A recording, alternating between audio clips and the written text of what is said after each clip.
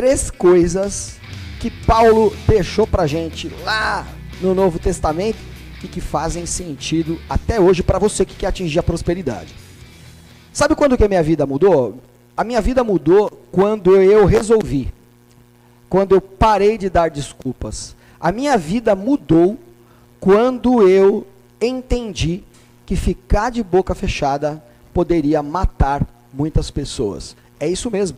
Eu trabalhei quase 20 anos no mercado motociclista, né? E na minha cabeça eu contava a seguinte história para mim: você não sabe fazer mais nada na sua vida, e é só isso que você sabe fazer, e é isso que você tem que fazer. Porém, 2 grandes traumas, 2 grandes problemas na minha vida me levaram a mudar completamente o meu network, e me levaram a me aprofundar, me levaram a estudar e entender o que estava acontecendo. Eu sou o tipo de pessoa que quando eu vejo alguma coisa eu não consigo mais desver.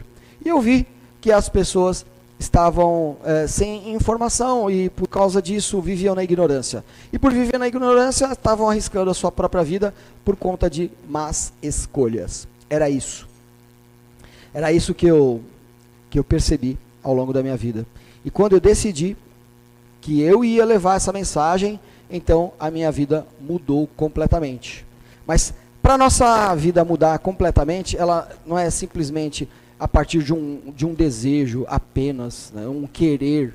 É muito importante a gente ter esse mover, essa dinâmica espiritual dentro da gente, para a gente poder realmente prosperar e evoluir financeiramente, espiritualmente, fisiologicamente, mentalmente, emocionalmente. É muito importante a gente amadurecer nesse sentido, sem dúvida. Esses pilares são muito importantes. Mas isso não vai acontecer simplesmente porque isso é um desejo, simplesmente porque eu quero muito isso apenas. Querer é muito importante, mas não é suficiente. Então, o que eu tive que fazer? Bom, lembrando daquela parábola que está lá em Mateus, por exemplo, em Mateus 25, tem uma parábola que ensina para a gente sobre a parábola dos talentos, né? Aquela pessoa que recebe o talento. O que é o talento que a pessoa recebe? É a sabedoria, pessoal. A pessoa recebe um talento, ela vai e enterra o talento, né? E aí os demais, eles multiplicaram os talentos, né? Um multiplicou um talento, o outro multiplicou muito mais o talento. Não é assim que a parábola ensina a gente? Lá em Mateus 25? Então é isso, pessoal. Os talentos vão sendo entregues para a gente, quanto mais a gente se aprofunda em aprender a respeito daquele nosso querer. Eu preciso estudar, eu preciso me aprofundar, eu preciso entender realmente, a ponto de transbordar aquilo que eu sei, a ponto de me comunicar com eficiência. Afinal de contas, pessoal, a gente sabe que todos nós somos importantes, com certeza. Quando a gente pega, né, as passagens, eu sempre cito a Bíblia, não é porque eu sou evangélico, as pessoas às vezes me perguntam nas mídias sociais se eu sou evangélico. Pessoal, não tem a ver com religião. Normalmente eu cito algumas passagens porque, primeiro por conta do princípio da primazia, né? Se está escrito lá há 2.000 anos atrás, há 3.000 anos atrás, há 5.000 anos atrás, é que provavelmente foi a primeira vez que foi escrito. Então eu respeito o princípio da primazia. Muito embora isso possa estar em alguns livros de hoje em dia, né? Outro motivo muito importante, pessoal, é que a perenidade, né? A perenidade é importante, ou seja, as coisas que são eternas. Tem sabedoria, que eu gosto de citar aqui, porque não tem a ver com a religião, mas porque é eterno, pessoal. É a perenidade, não vai mudar. Isso está escrito há séculos, e há séculos é verdade, e não vai mudar daqui para frente. É por isso que eu costumo citar. Como, por exemplo, aquela passagem em que Jesus vem andando num burrinho para entrar, né, nas portas da cidade, né? Então, assim, o burrinho fez parte também da Bíblia. Agora, Paulo também fez parte da Bíblia, escreveu mais de 70% do Novo Testamento, escreveu lá, acho que 13 livros.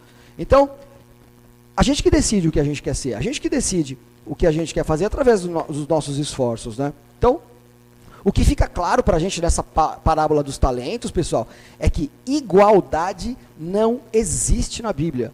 Na sabedoria, igualdade não existe. Jesus nunca pregou a igualdade para ninguém. Então, quanto maior for a sua vazão, né, maior será a sua bênção.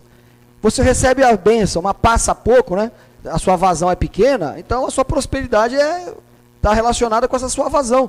Então, eu entendo que o fluxo da natureza dá semente para o semeador. Não parece claro isso? Porque a natureza iria dar sementes para quem não quer prosperar. Então, para a gente poder prosperar, a gente precisa passar a bênção, né? A gente precisa se comunicar. Quanto melhor comunicador você for, quanto mais a boca você abrir, quanto mais você estudar, quanto mais você se interessar, mais talentos você multiplica. Essa é que é a ideia. E agora, dizendo para você, conforme eu prometi, as 3 chaves que Paulo deixa para a gente numa passagem muito importante em 2 Timóteos, capítulo 4. Não lembro o versículo, mas dá uma olhada no capítulo 4 todinho lá, que é importante. Para mim, eu que dei essa palestra em 2011, no início da minha empresa, para mim é muito importante trazer essa palavra aqui para você, porque Paulo deixa 3 chaves escondidas nessa passagem. E ele fala assim para a gente, ó. Combati o bom combate, não é assim? Terminei a carreira e guardei a fé. Não é isso que ele fala nessa passagem? Você já ouviu essa passagem? O que será que Paulo tem escondido ali através dessa passagem? Então, primeiramente, ele fala, combati o bom combate. E aí eu te pergunto, você está combatendo o bom combate? Qual é o bom combate? O bom combate, hoje, a gente conhece por propósito, galera. Esse é o bom combate. É fazer algo que faz sentido para você. É fazer algo que, ao comunicar, muda a vida das pessoas.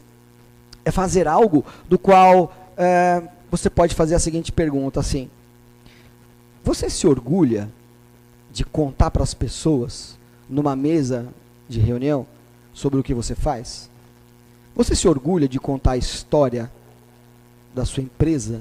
Você se orgulha de contar a sua história do porquê você faz o que você faz? Porque as pessoas, elas não compram o que você vende. Elas compram o porquê você vende. Isso é combater o bom combate. Aí eu pergunto para você, você está combatendo o bom combate? O bom combate é o combate que vale a pena. O bom combate é um propósito, é algo que faz nosso coração aquecer. É algo que faz a nossa alma ressoar aquilo que a gente quer botar para fora, que está dentro da gente, e a gente quer transbordar para fora. Esse é o bom combate, essa é a vida que vale a pena. E essa vida, para valer a pena, ela é desgastante. Ela é muito desgastante. Paulo, quando escreveu essa 2ª carta para Timóteo, Timóteo que era o filho dele, né? Paulo estava preso, cara. Paulo estava enjaulado. Paulo estava dentro da prisão, mas não havia uma prisão dentro de Paulo.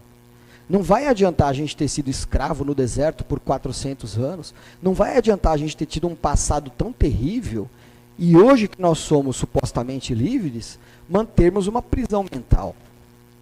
Eu participo de uma prisão mental quando não entendo qual é o meu propósito, qual é a necessidade que as pessoas têm a partir daquilo que eu faço. E quando eu não entendo isso, eu não consigo me comunicar. Eu não consigo sensibilizar essas pessoas. E a segunda, pessoal, terminar a carreira. Então, combati o bom combate, terminar a carreira. O que é terminar a carreira, pessoal?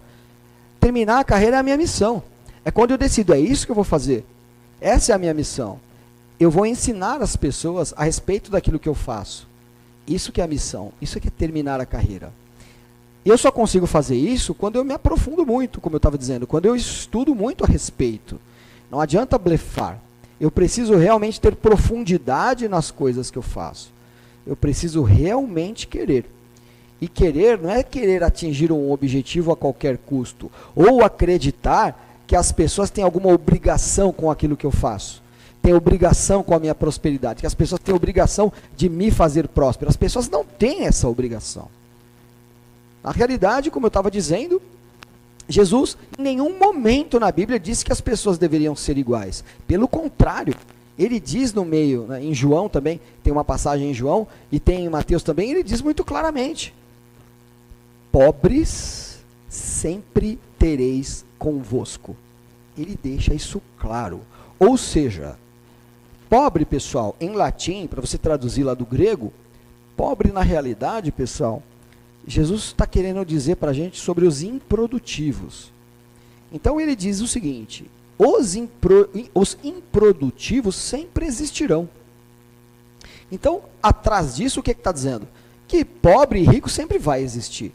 A questão é, como nós não somos iguais e não seremos tratados como iguais, à medida em que nós avançamos, à medida em que nós somos mais produtivos, nós seremos mais prósperos e enriqueceremos. É isso que está dizendo nessa passagem. Jesus nunca quis deixar claro que todas as pessoas sejam iguais. Nunca houve essa passagem.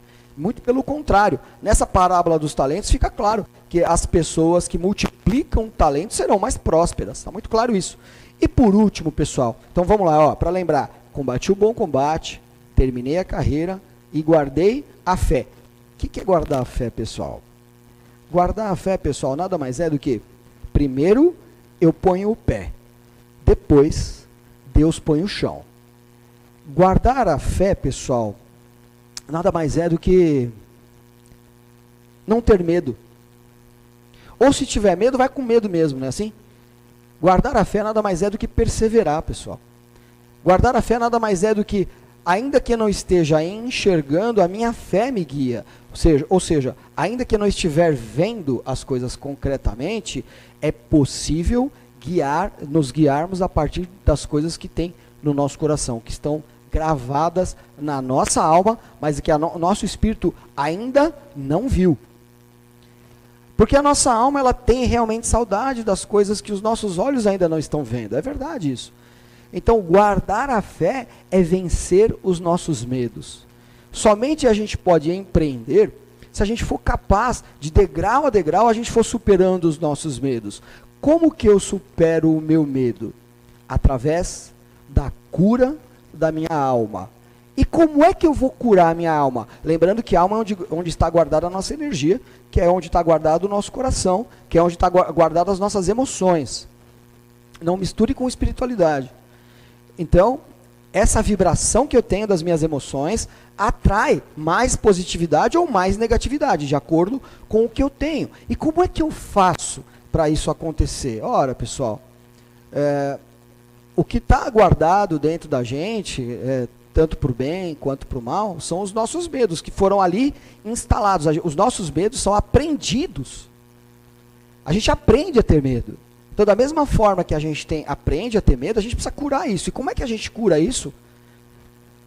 Com pequenas conquistas. Você que está me assistindo agora, fala aí, fala, articula assim, eu curo os meus medos com pequenas conquistas. À medida que eu vou conquistando coisas, eu vou ficando agradecido e comemorando muito. Essa é a cura. Não há outra forma de curar os medos, a não ser estabelecendo alguns alvos, não metas, mas alvos, coisas muito claras. O que é um alvo, pessoal? Não tem o arco e flecha, não tem o alvo bem central, não tem as áreas em torno, em volta do alvo, mas todo alvo não tem um centro. Quando eu troco meta por alvo, fica mais claro para mim, fica mais claro exatamente onde eu preciso atingir.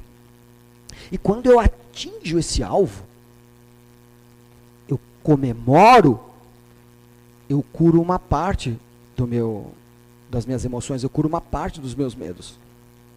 E quando eu entendo que nesse degrau eu já superei, isso me dá força para eu prosseguir e subir cada degrau que eu preciso para atingir a prosperidade. Não se esqueça, hein? 3 coisas Paulo deixou muito importante para a gente.